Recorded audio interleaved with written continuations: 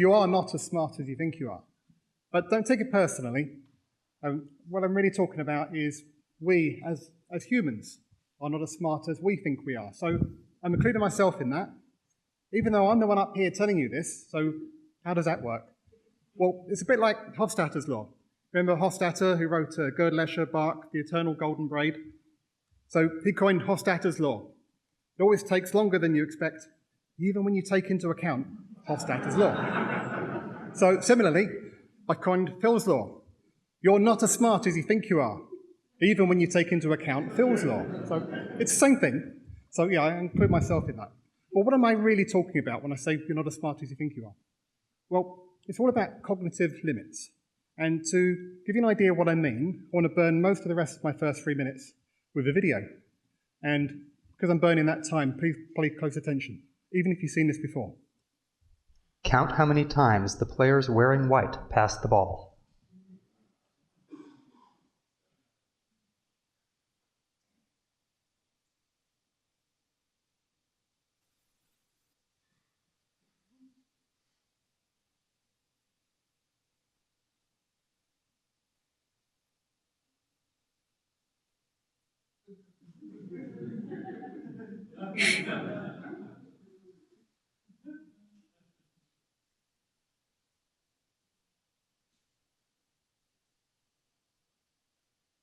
The correct answer is 16 passes. Did you spot the gorilla? For people who haven't seen or heard about a video like this before, about half missed the gorilla. If you knew about the gorilla, you probably saw it. But did you notice the curtain changing color or the player on the black team leaving the game? Let's rewind and watch it again.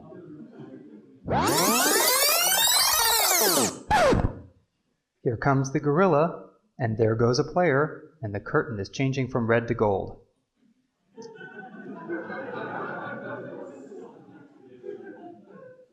When you're looking for a gorilla, you often miss other unexpected things. And that's the monkey business illusion. Learn more about this illusion and the original gorilla experiment at theinvisiblegorilla.com. So it's hard for us to keep track of things, but really, I mean, how bad is it? And how does this relate to our code? Because that's really what we're here to talk about. So let's talk about magic numbers. Specifically, the magic number 7, plus or minus 2.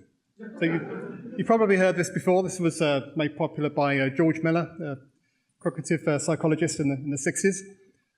He discovered there was a limit in our working memory of about 7 items, plus or minus 2, that we can hold in our heads at once. And in fact, he later revised that figure down to about 5. And the important thing is, we're all about the same, with only a very small variance. So none of us are particularly smarter than anyone else in this respect. And what's interesting is this limit comes up in lots of different ways. For example, there's a phenomenon known as supertizing. Who here has heard of supertizing? One hand. Well, everyone is, I'm sure, familiar with the concept. So you can see 4 items here, and you didn't have to count them. You can just look at this and see the 4-ness. And it's not because they're arranged in a pattern. If I do this, well, it's still easy to see. There's 4 items. You don't have to count them. You can see it straight away. What if I do this? Ever so slightly harder now. Now, maybe you counted them, or maybe you just saw 2 groups of 3 or 3 groups of 2. Point is that you can't really take in 6 for most people. But if I do this, now we see 6 straight away because we recognize the pattern. And this is how we deal with complexity, by abstracting into patterns. It's called chunking in psychological terms. So, starting to get an idea of how this might relate to our code. I mentioned abstraction. So, I mentioned earlier Hofstadter's law.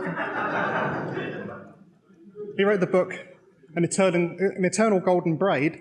Did you know that the Latin word for braid is plex? Which is interesting because that's the root of the word complex, which means many folds or many braids. And we get our modern word complex from that. And similarly, a simplex is something with just one fold or braid. So we can see how they relate. And of course, we get our modern word simple from that. Notice, and it makes it really clear in the illustration, we're not talking about many things. It's not the number of things that's important. It's their interactions. It's how they cross over, the folds or the braids. And similarly with our code, it's not the number of things in our code that makes it complex. It's how they interact. So whether that's through threading, whether it's through mutability, which actually complex time and value, or global variables, singletons, anything that conflates different parts of the code so that by looking at one piece of code, you have to think about another piece of code just to be able to reason about it. All of these things are the things that make it complex in a way that is hard for us to hold in our heads at one time.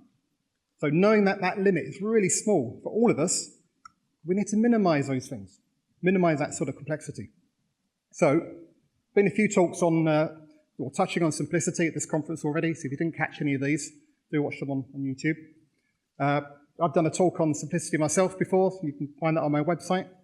And I'm going to be doing a class this weekend on TDD, but actually this material has been taken from that class because the big thing about TDD is that it forces our designs to be simpler. And it's a big part of how TDD actually works and how we get value from it in simplifying our code. So, you're not as smart as you think you are, but it's okay. We can handle it. So thank you very much.